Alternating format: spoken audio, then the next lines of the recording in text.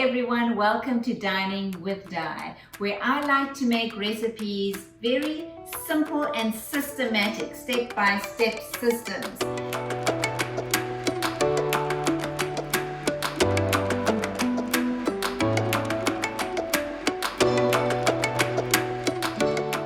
And today we're going to be making chicken a la king. So I have 2 tablespoons of olive oil in here, and I'm going to add 1 chopped up onion.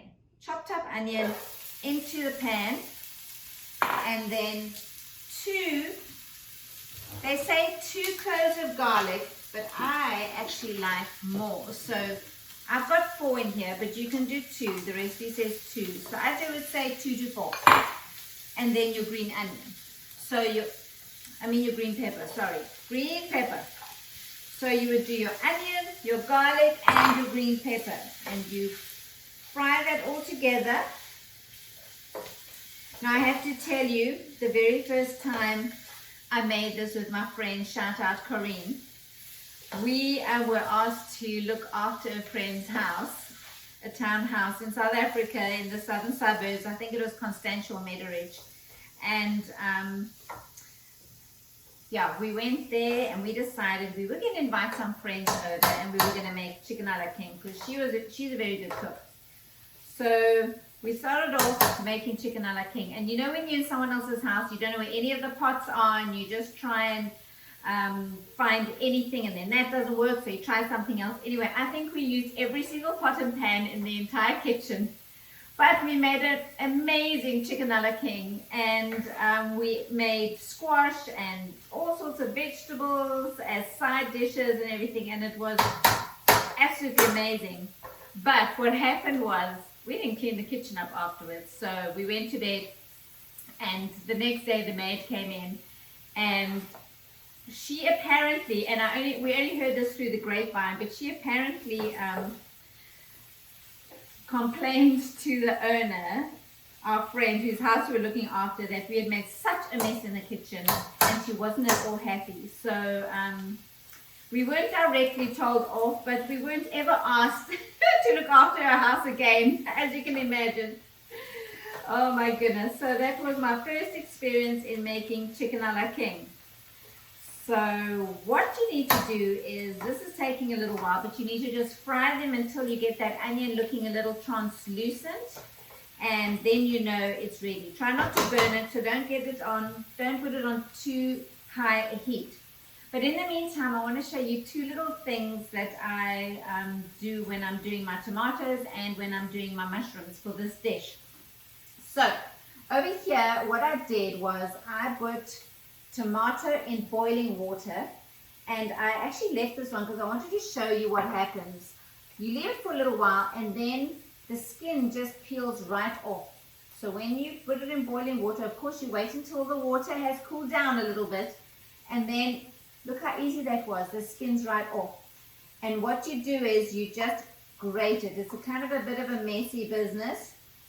You just grate it. And if you don't want to do this, you really don't have to. You can just go ahead and use a tin of the chopped up tomatoes. I sometimes do that when I don't have tomatoes, or when I'm just feeling like I really don't want to do this. It's a little time consuming. But yeah, you just grate it, peel it, and grate it. And that's the way I learned how to do it at the beginning. So this is the way I want to show you how to do it. And then you're just left with a little end piece there. And there's your tomatoes, kind of very runny. It doesn't have very big pieces in it. So that's the way I do my tomatoes. And then my mushrooms. Okay, I'm a little weird with mushrooms sometimes, especially if I'm putting them in a salad. If I'm putting them in a salad, then I like to peel them. Did you know you can actually peel a mushroom? So my friend taught me this, shout out Vita, I'm sure she was the one that showed me this. So I just chop the top off, and then I take the little, I don't know if you can see, and you just peel your mushrooms. And then you get them nice and white and clean, because sometimes when you wash a mushroom, it goes like all soggy, so don't wash your mushrooms. I also have a little scrubber that I sometimes scrub it if I don't feel like peeling it, but once it's peeled, it's so nice, you just chop it into, or slice it, and it just looks so nice and white again. And those are the mushrooms that are going to go in later into this pot. Okay, so they're starting to look pretty translucent here. I don't know if you can see it there. They really need to make glass pots, right? Glass frying pans for you to see what I'm doing. But anyway, so yeah, so this is looking good. This is almost done. You know, it doesn't have to be perfect because you're actually going to cook this for 30 minutes. So after you've added your onion, your garlic, and your green pepper, then what you do is you add your tomato, your grated tomato, or your tin of diced tomatoes, and then you will add some spices before you add your chicken, because you know sometimes spices have to they have to cook a little bit so that you can get the real flavor out of them. So we are going to go with 2 tablespoons of, or 2 teaspoons of garlic and herb spice. You can just use any kind of mixed herbs that you prefer, but you're going to go with 2 teaspoons, a little more than 2 teaspoons, but anyway. Then we're going to go with 1 teaspoon of paprika. I'm going to turn this down a little bit. 1 teaspoon of paprika, and of course I can't put the spoon in there. Woo! Okay, I won't even use that whole thing. 1 teaspoon of paprika. And then we are going to go with brown sugar. A teaspoon of brown sugar, because you know often with tomato you need something to take out that acidity.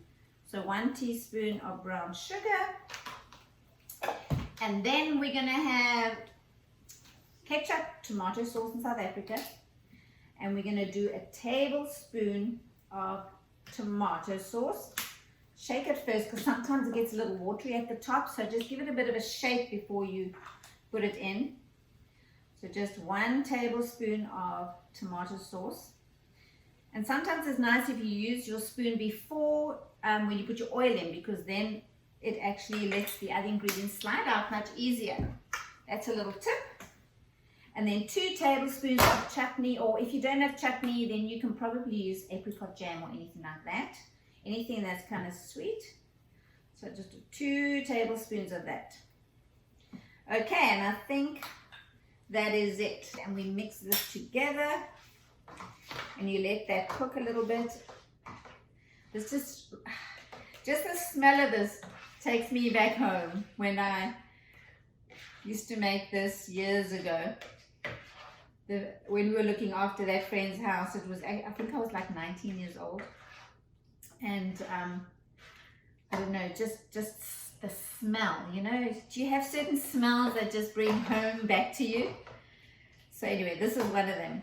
So this is kind of what it looks like when all the spices are added. So just let it cook a little bit like this, and then what we do is we're going to add 2 cups of, they say chicken stock, but I use chicken broth, and that's this organic free-range chicken broth from Trader Joe's. You can get chicken broth from anywhere.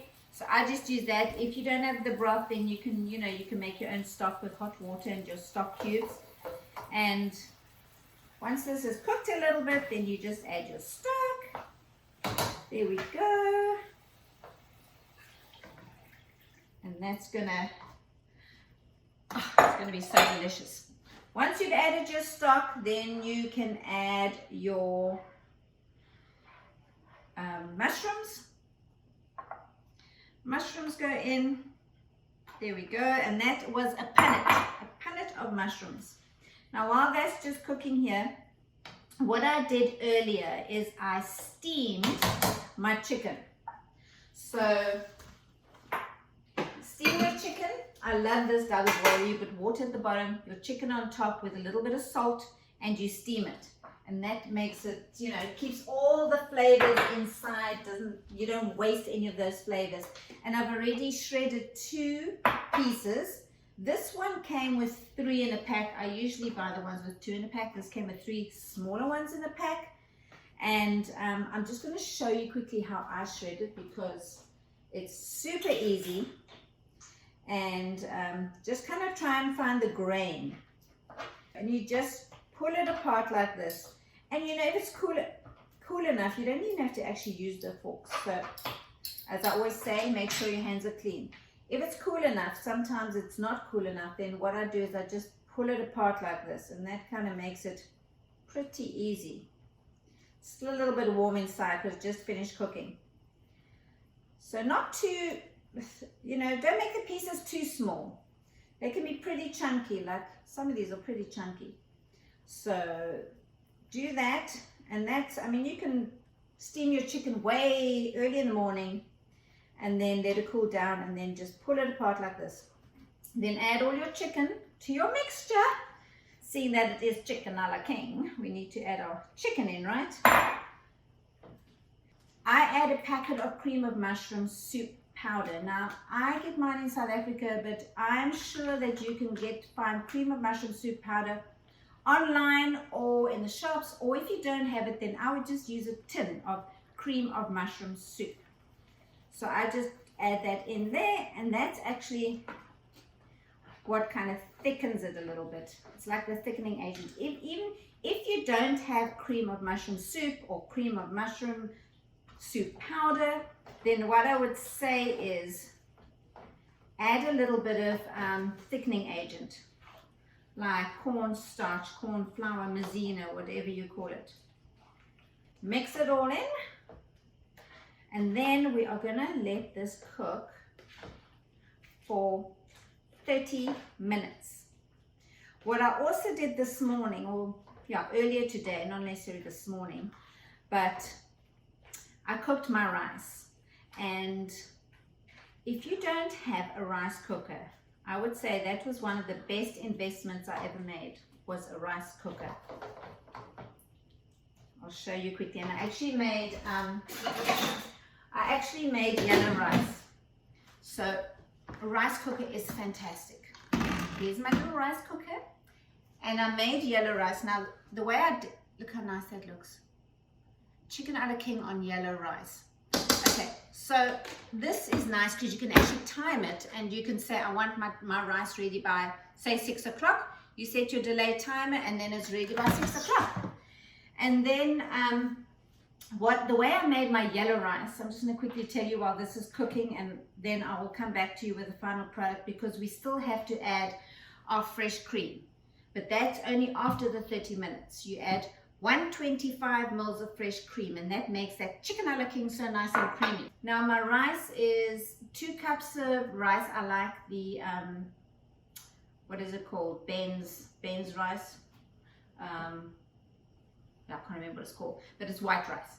And then I put in 2 teaspoons of salt, and I put in 1 teaspoon of turmeric, and I put in 5 cups of water. Now I'm going to let you go for 30 minutes. I'm going to let this simmer along, and I will show you or come back as soon as it's done. See you soon.